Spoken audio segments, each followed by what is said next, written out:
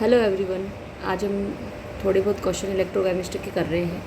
ज़्यादा क्वेश्चन नहीं है, तो आप ढंग से देखिएगा। अगर आपको मेरा वीडियो पसंद आता है तो then like share and subscribe. तो फर्स्ट है हमारे पास में कि डाउन प्रोसेस में, डाउन मेथड में, यस, सोडियम को गलित NaCl के विद्युत अपघटन द्वारा बनाया जाता है। ठीक है, कैथोड पर हुई अभिक्रिया क्या होगी? In Down method sodium is prepared by electrolysis of molten NaCl. What will be the reaction at cathode?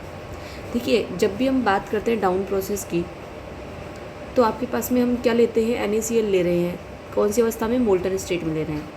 तो कैथोड पर कौन सी रिएक्शन होगी हमारे पास में? कैथोड पर होगी हमारे पास में ये सोडियम क्या होगा? सोडियम आयन क्या होगा आपके पास में? सोडियम आयन आपके रिड्यूस होगा। और एनोड पर कौन सी रिएक्शन होगी? आपकी जो Cl है वो आपकी क्लोरीन गैस में बदल जाएगा। तो ये किसका पूछ रहा है आपके पास में? ये पूछ रहा है आपके पास में कैथोड पर पूछ रहा है। तो कैथोड पर आपके क्या होगा? क्लोरीन गैस निकलेगी। ठीक है, तो क्लोरीन गैस के बेसिस पर हम क्या बात कर सकते हैं? ऑप्शन नंबर ए हमारा करेक्ट आंसर हो जाएगा। नेक्स्ट क्वेश्चन है हमारे पास में H2SO4 के बहुत अधिक तनु विलयन के विद्युत अपघटन में एनोड पर विसर्जित आयन कौन से होंगे? एक बात का ध्यान रखिएगा, जब भी अगर आप बात करते हो बहुत ज़्यादा डाइल्यूज़न की, तो ध्यान रखिएगा जो आपके पास में H2O है उसका ही आपके रिडक्शन और ऑक्सीडेशन होगा। ठीक है, तो अगर हम कैथोड पर बात करते हैं तो H+ आयन क्या निकालेगा? आपके H2 गैस निकालेगा। और OH- आयन क्या निकालेगा? आपके O2 गैस रिलीज़ करेगा। तो ये क्या पूछ रहा है कि कैथोड पर कौन सा आयन जाएगा, सॉरी एनोड पर कौन सा आयन जाएगा? तो एनोड पर कौन सा आयन जाएगा अपने पास में? OH- जाएगा। ठीक है, एनोड पर कौन सा आयन जाएगा? OH-, क्योंकि एनोड कैसा कौन सा चार्ज होता है? पॉजिटिव। और कैथोड कौन सा चार्ज होता है आपके पास में? नेगेटिव। ठीक है, दिस इज़ पॉजिटिव, ये मतलब आपके पास में एनोड हो गया। ठीक है, हम इलेक्ट्रोलाइसिस की बात कर रहे हैं और ये क्या हो जाएगा हमारे पास में? कैथोड हो जाएगा। नेक्स्ट क्वेश्चन है गलित NaOH के विद्युत अपघटन के समय निम्न में से कौन से आयन एनोड की ओर गति करते हैं? कि हम मोल्टन क्या ले रहे हैं? मोल्टन NaOH ले रहे हैं। जब भी हम मोल्टन NaOH की बात करते हैं तो हम क्या कर रहे हैं? विद्युत अपघटन कर रहे हैं। ठीक है, विद्युत अपघटन हम जैसे ही करते हैं हमारे पास में क्या होगा कि जो एनोड पर कौन जाएगा आपके पास में? एनोड कैसा चार्ज रहेगा? Positive charge. उस पर कौन सा आयन जाएगा? OH- आयन जाएगा।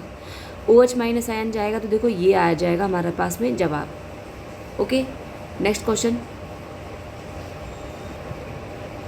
NaCl के जलीय विलयन के विद्युत अपघटन के समय कैथोड पर हुई अभिक्रिया कौन सी होगी?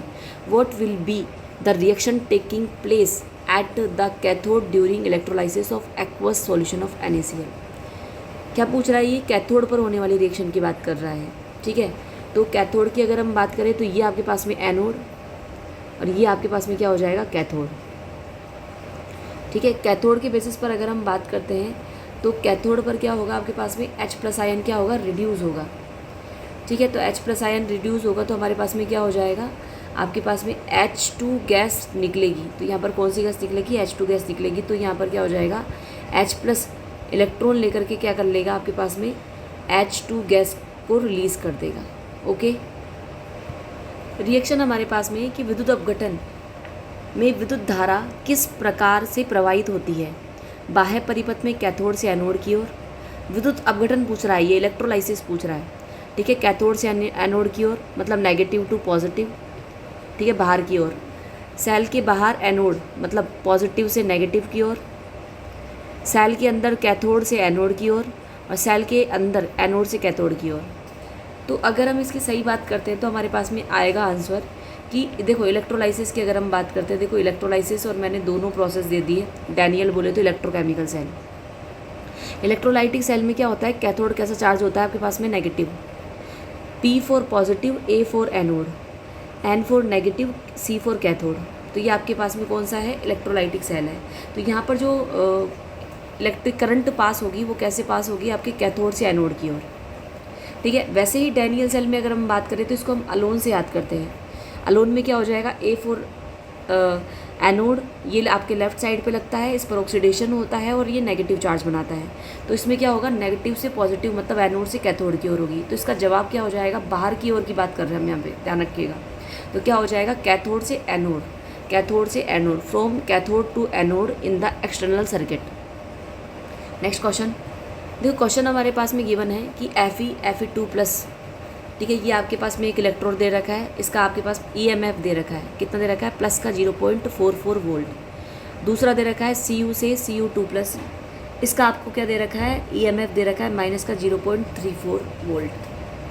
ठीक है, अब अगर हम बनाते हैं इसको, अगर मैं ये सेल डेवलप कर रही हूँ तो एनोड पर आएगा आपके पास में Fe, ठीक है, इसका ऑक्सीडेशन होगा आपके पास में, और कैथोड पर कौन आएगा आपके पास में, Cu आएगा। ठीक है, तो अगर हम इस बेसिस पर बात करते हैं तो हमारे पास में हम देख रहे हैं कि यहाँ पर Fe2+ में, मतलब ये क्या हो रहा है, ऑक्सीडाइज्ड हो रहा है, और ये क्या हो रहा है आपके पास में, रिड्यूस हो रहा है। ठीक है, ये ऑक्सीडाइज्ड हो रहा है और ये क्या हो रहा है आपके पास में, रिड्यूस हो रहा है। अब देखो, इसमें रिड्यूस होने का एक बात और ध्यान रखिएगा, यहाँ पर हमको देखो ये क्या दे रखा है, हमको प्लस का 0.44 दे रखा है।